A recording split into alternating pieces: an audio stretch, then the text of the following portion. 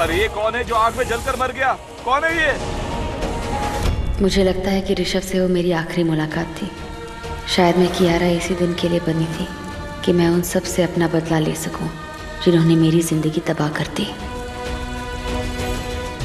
शादी का माहौल था और ये दुर्घटना घट गई। आप जाइए यहाँ से, शादी को बीच में अधूरा नहीं छोड़ा जाता है। आप लोग बाकी की रस्में पूरी कीजिए, मैं यहाँ संभालता हूँ। आप जाइए, आप ले जाइए यहाँ से प्लीज। अरे तुम, अरे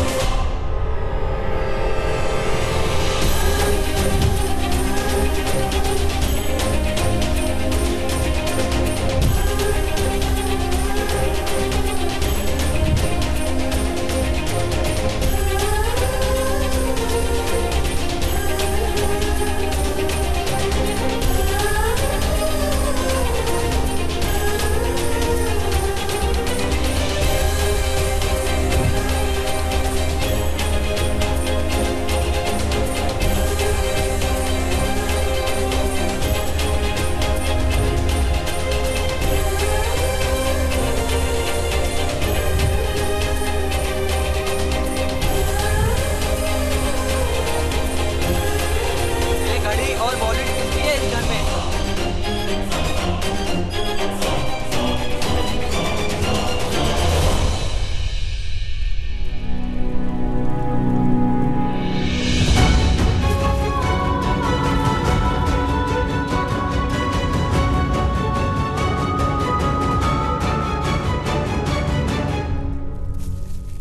ये मेरे पति का है। रुकिए मैडम, मैडम रुकिए।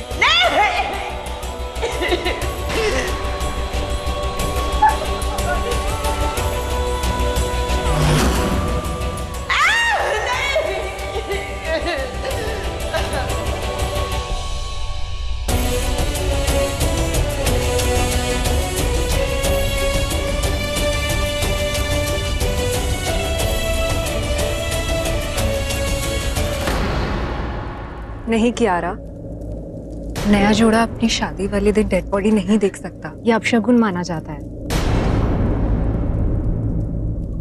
तुम अपनी रस्में पूरी करो।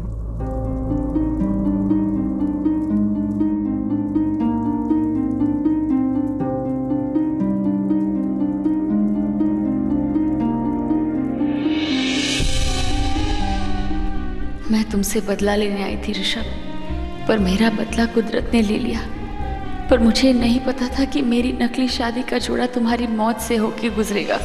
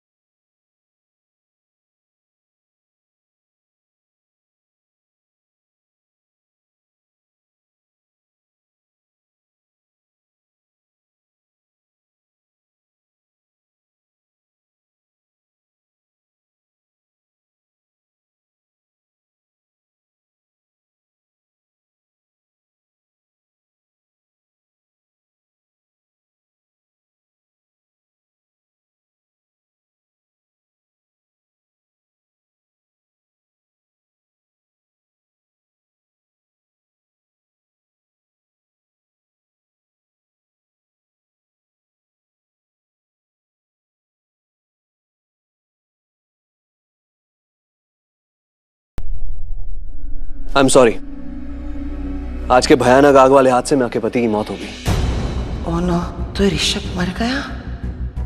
जैसे ही हमारी तहकीकात हो जाएगी हम आपको आपके पति की डेड बॉडी सौंप देंगे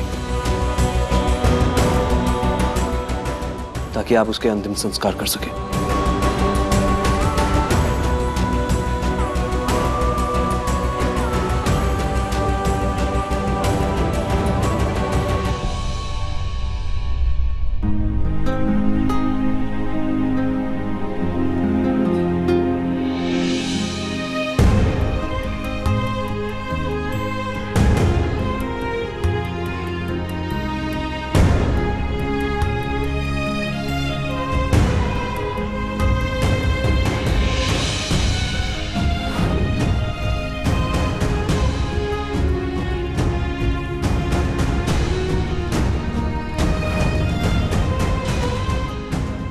I'm sorry, excuse me.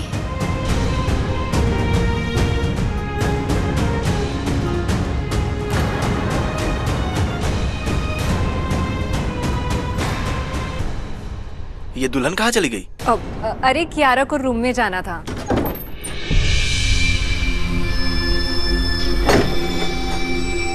क्या हसीन रात है। बन गया वो लाश है, अब सब तेरे पास है। फैंटास्टिक। इसमें फैंटास्टिक क्या है? ऋषभ मर गया है। अच्छा हुआ ना मर गया। वैसे तुम्हारा कौन सा दिल टूटा पड़ा हुआ है? तुम कौन सा उससे प्यार व्यार करती थी? पैसों के लिए तो प्यार का नाटक कर रही थी तुम उसके साथ।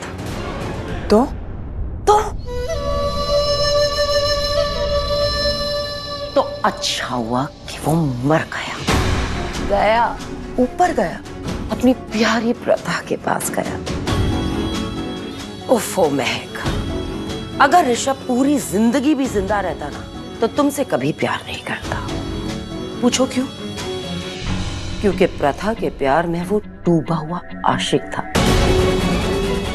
गया अपनी आशिकी के पास।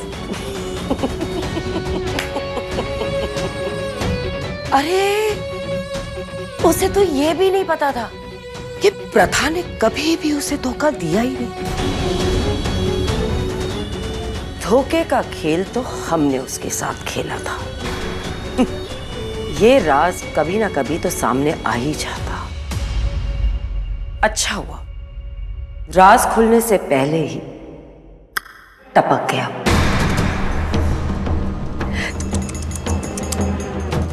वैसे let me tell you one thing, ऐसे लड़कों के साथ ऐसा ही होता है। सीरियसली, अब देखो ना, तुमने प्रथा बन के उस इंस्पेक्टर विजय के साथ 15 मिनट लल्लो चप्पो क्या कर ली, हगी किसी क्या कर ली, प्यार का तड़का भड़क गया और फिर ऋषभ भड़क गया कि हाय रे मेरी बीवी ने मुझे धोखा दे दिया।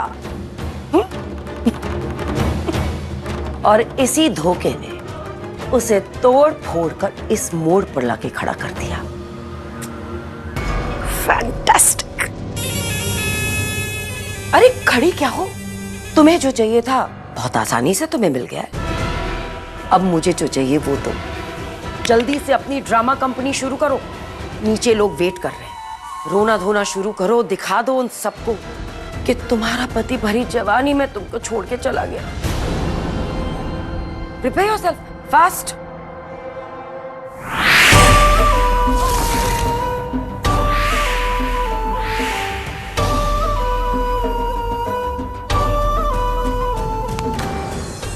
क्या हुआ? ठीक हो ना? हाँ, मैं ठीक नहीं, सुपर ठीक हूँ। ऋषभ की मौत से मुझे क्या फर्क पड़ता है? पढ़ना भी नहीं चाहिए। गुजराल की दौलत, शोहरत, इज्जत, अब सब कुछ तुम्हारी। ऐश करो, ऐश।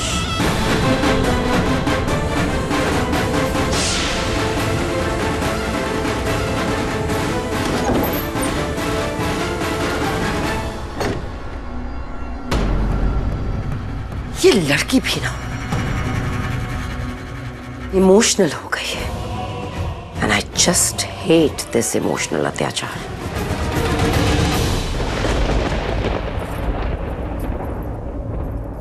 अगर ऋषभ पूरी जिंदगी भी जिंदा रहता ना तो तुमसे कभी प्यार नहीं करता, क्योंकि प्रथा के प्यार में वो डूबा हुआ आशिक था।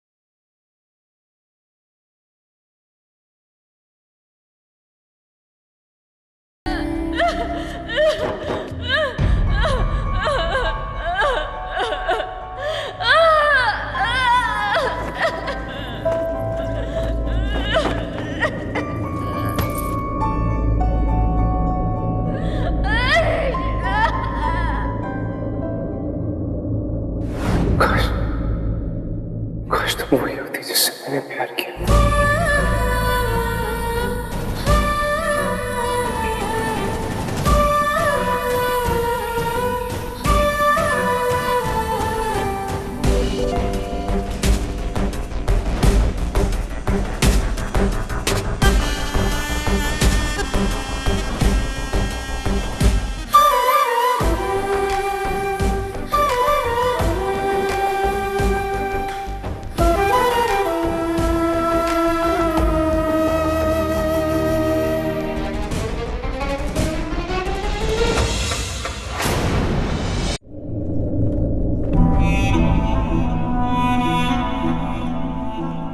कियारा, कियारा तुम ठीक हो? नीचे सब तुम्हारा इंतजार कर रहे हैं।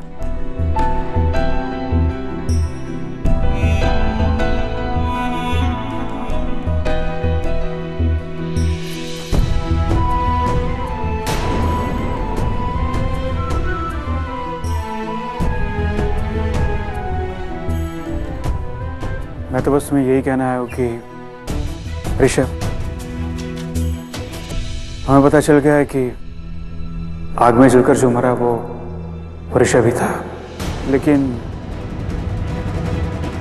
क्योंकि यही तुम्हारा मकसद था, गुड, तुम्हारा मकसद पूरा हो गया। पर ऋषभ ने मुझे कभी धोखा दिया ही नहीं था। मैंने ऋषभ से बहुत प्यार किया था, बहुत प्यार, और ऋषभ ने भी सिर्फ मुझसे प्यार किया था। उन दो शैतान औरतों ने हमारे साथ एक गंदा खेल खेला है। उन्होंने हमें धोखा दिया था, ऋषभ को धोखा दिया है, ऐसी आग लगाई कि वो आग मेरे ऋषभ की चिता बन गई। हमारा प्यार प्यार था, धोखा नहीं था। उसने मुझसे बहुत प्यार किया था, बहुत प्यार। ऋषभ ने मुझसे बहुत प्यार किया था, बहुत प्यार किया था। मेरे ऋषभ ने मुझसे बहुत प्यार किया था।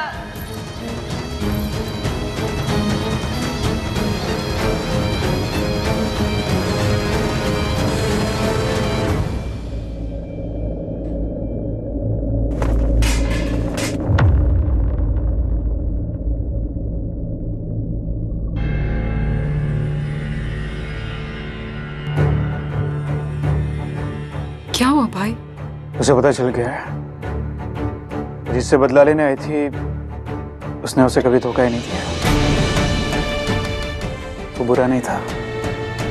तो क्या हुआ? आपको इतना फर्क क्यों पड़ रहा है? यही कि वो आज भी उससे प्यार करती है, पर वो मर गया। भाई, आप दोनों की शादी नकली हुई है। भूल गए क्या? आपने इस हवेली को बचाने के लिए प्रथा से शादी की थी। शादी नकली है भाई। और चाहे जो हो जाए, हमें इस हवेली को बचाना ही है। और इस हवेली का राज हमारे मुंह से बाहर नहीं आना चाहिए।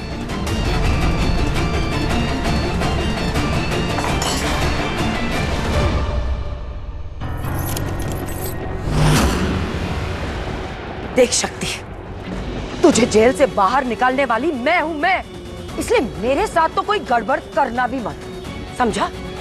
जितनी शक्ति तुझ में है ना, उससे डबल शक्ति मुझ में है, समझा? चुप चुप।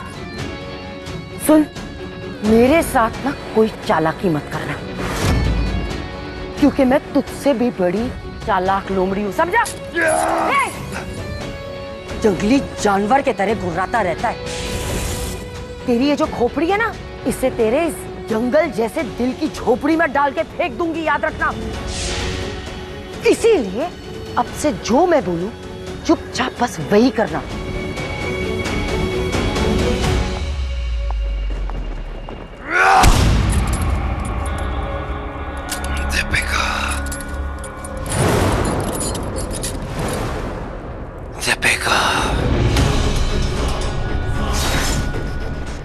सॉरी दीपिका, पर तुम सिर्फ मेरी हो शक्ति।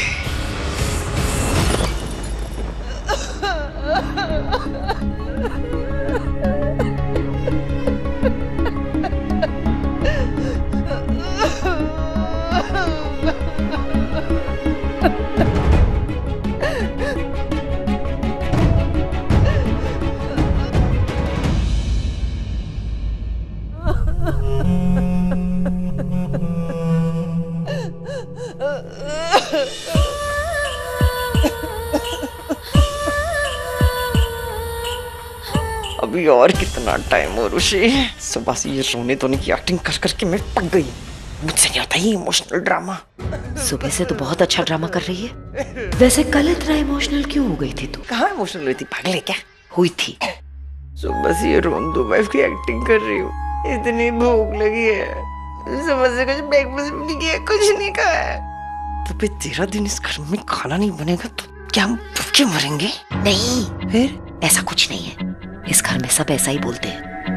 ऋषभ के सगे भाइयों को ही देख ले, क्या कर रहे हैं वो।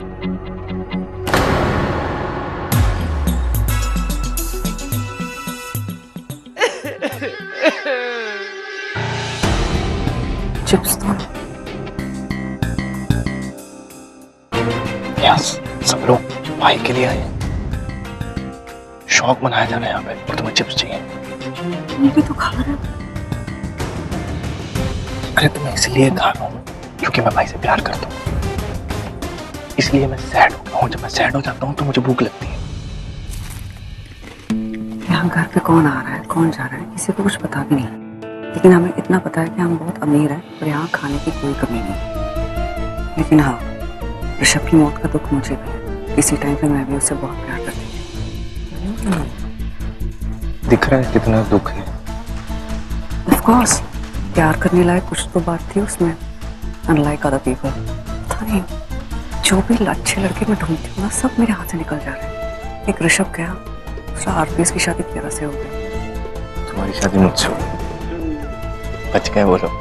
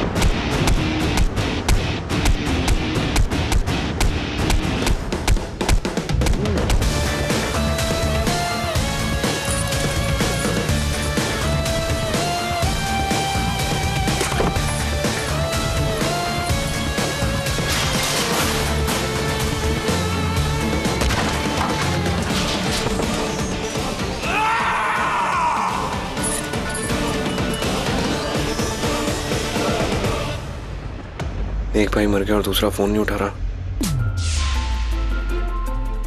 विहान फोन नहीं उठा रहा नहीं है। तुम्हारी लड़ाई को तो काफी टाइम हो गया ना, तो उसको घर आ जाना चाहिए तब तक। समझ नहीं आ रहा यार। वो ठीक तो है ना?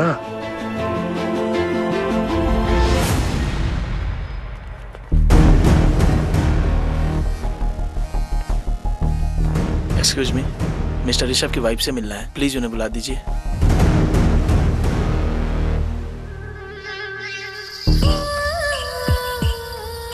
मिसेस गुजराल, आप उनकी पत्नी हैं। आपके पति के जाने का गम हम समझ सकते हैं, लेकिन ये हुआ कैसे?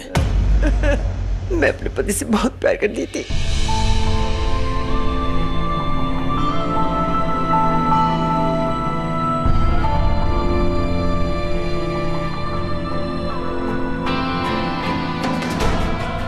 मुझे लगा तुम मेरी बहन हो, पर अब आगे आगे देखो होता है क्या।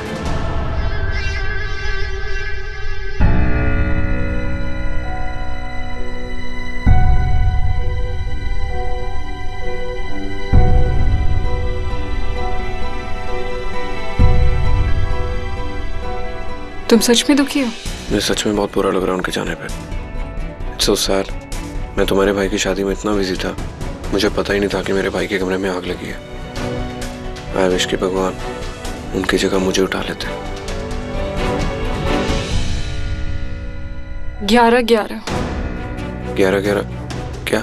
यू नो, इस टाइम पे अगर तुम कुछ कहो, ऐसा कहते हैं कि ये सच हो जाता है। Oh no.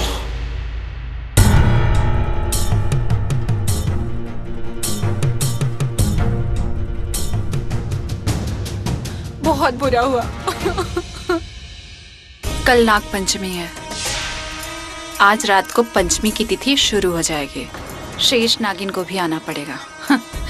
वो वक्त आ गया। तक्षक भी आने वाला है। ख्याल रखना। मैं आती हूँ ना। अब मैं उसे लेकर आती हूँ।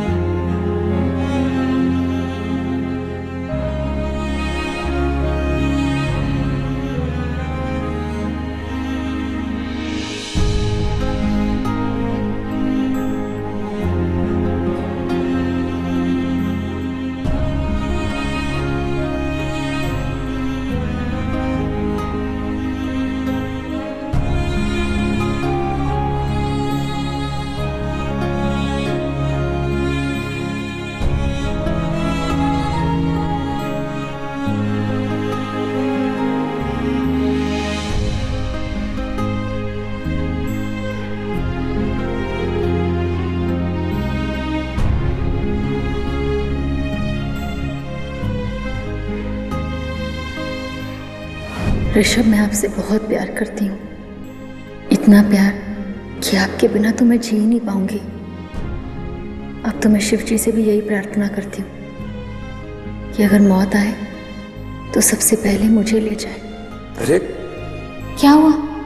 अरे मरे हमारे दुश्मन, तुम्हें कुछ नहीं हुआ। इतना प्यार करते हो मुझसे? Of course.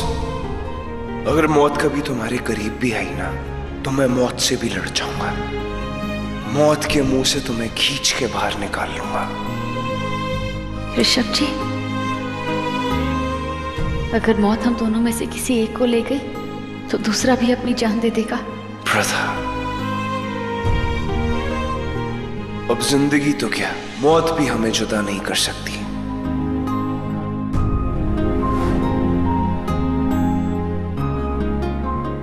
मुझे माफ कर देना ऋषभ, मैंने अपना वादा नहीं निभाया। बस एक बार मेरा बदला खत्म हो जाने दो, उसके बाद मैं तुम्हारे पास ही आऊंगी, तुम्हारे साथ के लिए।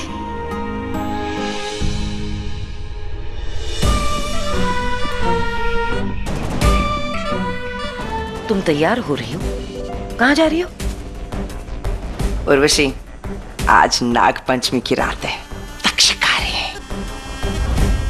तक्षक कौन है?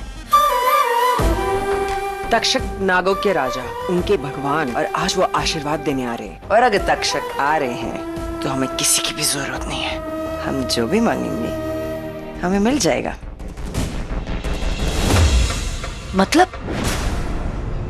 मतलब क्या है तुम्हारा? मतलब महानाग पंचमी की रात। ये नाग पंचमी की जो रात है ना उर्वशी, 100 साल में सिर्फ एक बार आती है, और इसी रात तक्षक आते हैं। नागों के 5 कुल होते हैं, और इन 5 कुल में से एक महाकुल होता है, तक्षक कुल। और इसी कुल से आते हैं नागों के नाग, तक्षक। और वो नाग महल में आ रहे, और जब वो नाग महल में आएंगे तो नाग वंश भी आएगा।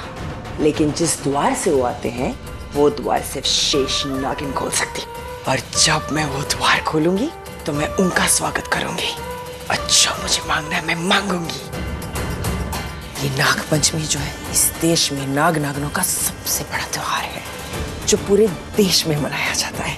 और इस दिन पूरा नागवंश तक्षक के आने का इंतजार करता है। और नागवंश में शेष नागिन और तक्षक की इस रात की जो मुलाकात है वो दुनिया की सबसे बड़ी सौगात होती है। और आज रात को मैं मांगूंगी तक्षक से पूरी दुनिया पे अपना राज। You are the best. पर एक बात बताओ, इस मातम से तुम निकलोगी कैसे? नाग पंचमी के दिन इतने सारे सेलिब्रेशन शुरू हो गए हैं। लोग मंदिरों में जाकर पूजा अर्चना करते हुए दिखाई दे रहे हैं। कई जगहों पर तो जश्न भी मनाए जा रहे हैं। बेटे, आज रात को घर में पाठ है, तुम्हारा वहां रहना जरूरी है। ओफो, जब एक क्रिमिनल था तब बेटर था। बीवी बेटा मरने के बाद ये तो पूजा पाठ में घुस गया है। बाबूजी, मैंने भी मन्नत मांगी थी कि नागपंचमी के दिन पे मैं नागों को दूध पिलाऊंगी ताकि ऋषभ की आत्मा को शांति मिले। बेटे, महामृत्युंजय का पाठ है, तुम्हारा वहां रहना बहुत जरूरी है। बाबूजी, जाप में ऋषभ के सारे भाई होंगे ना, और कहते हैं कि घर के बेटे अगर जाप में हिस्सा ले तो ज्यादा पुण्य मिलता है। तो फिर आप सोचो मेरे हस्बैंड को कितना पुण्य मिलेगा, है ना?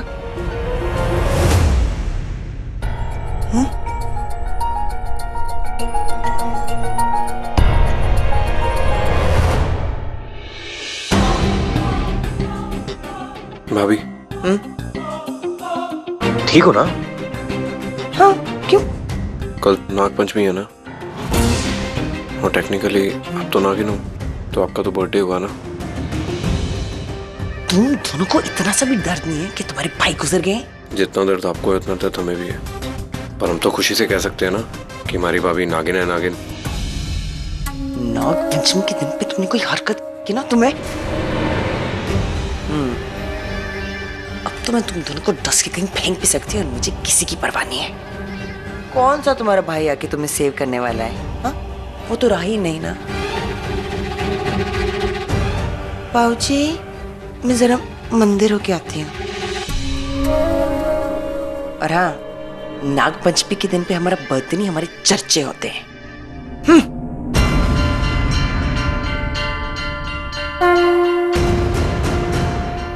ये पूजा तो मुझे करनी ही पड़ेगी।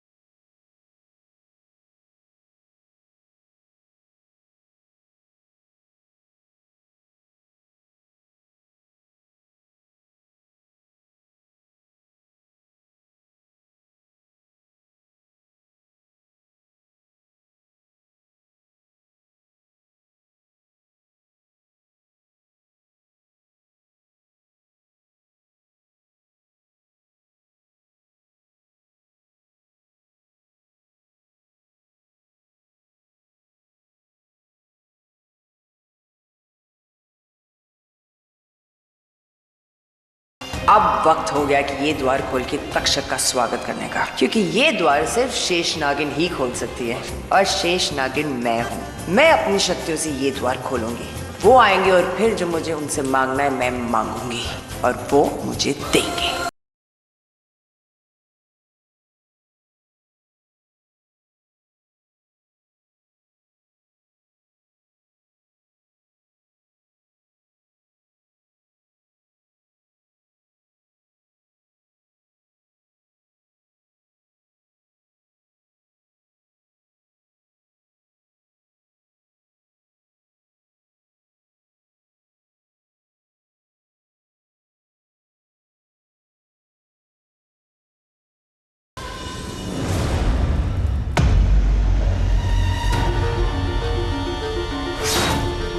यही वो द्वार है।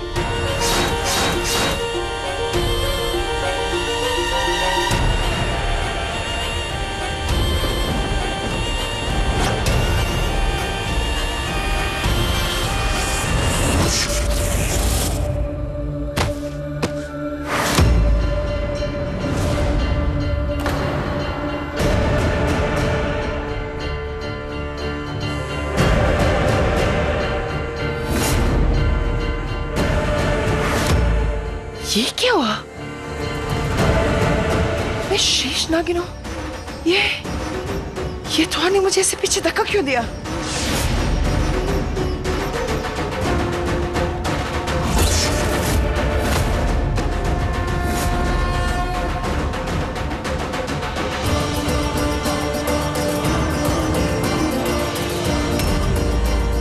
मैं शेष नागिन हूं। ये द्वार क्यों नहीं खुल रहा है?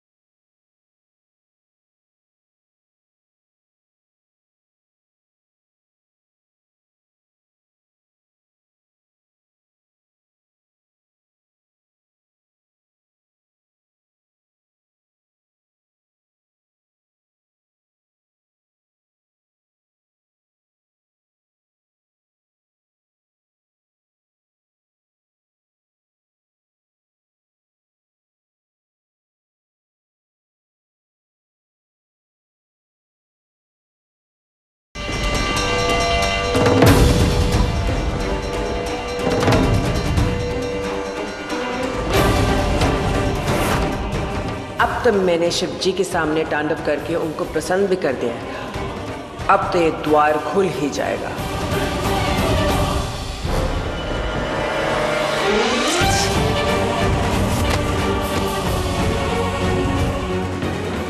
आहुति के लिए इनकी पत्नी को बुलाइए।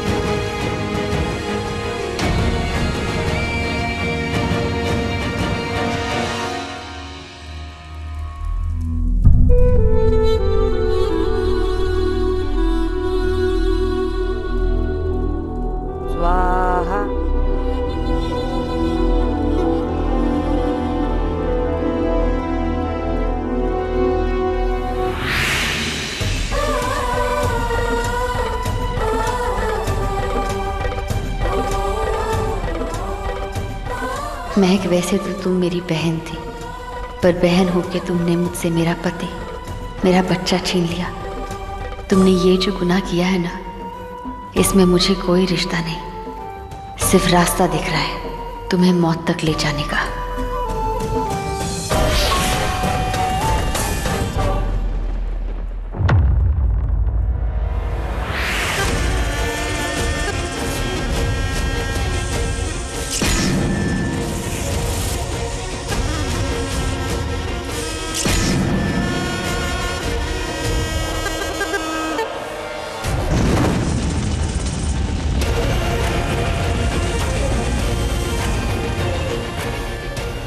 मैं शेष नागिन हूँ, तो ये द्वार मुझसे खुल क्यों नहीं रहा है?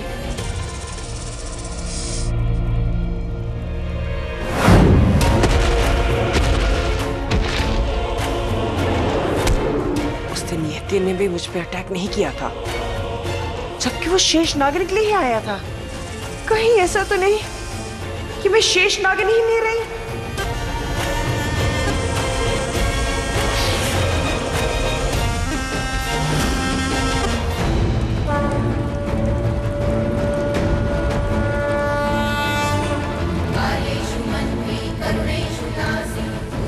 ऋषभ, जो कुछ भी हुआ, क्यों हुआ, कैसे हुआ, मैं सच्चाई नहीं जानती, पर महक के रूप में मैं इस पूजा को पूरा करके अपना फर्ज जरूर निभाऊंगी।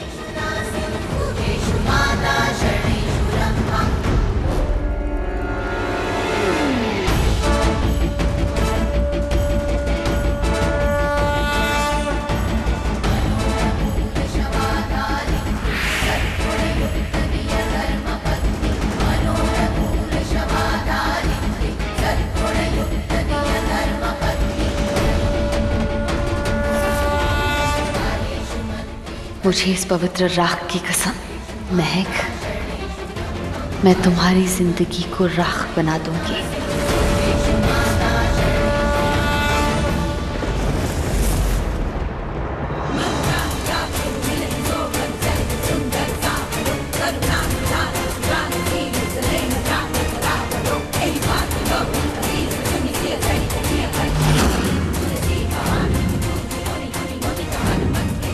धोखे का खेल तो हमने उसके साथ खेला था।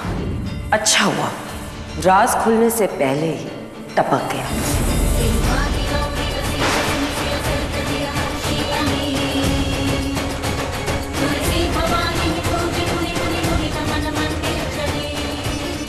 आज महानाग पंचमी है और नानी ने कहा था कि ये नाग पंचमी 100 साल में एक बार ही आती है, और सिर्फ इसी नाग पंचमी में तक्षक भी 100 साल में एक बार ही आते हैं।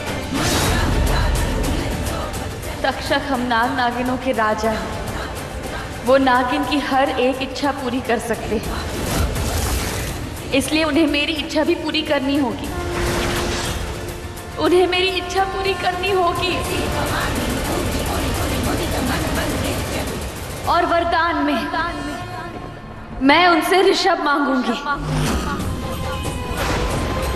और उन्हें मुझे मेरे ऋषभ वापस करने ही पड़ेंगे, करने ही होंगे।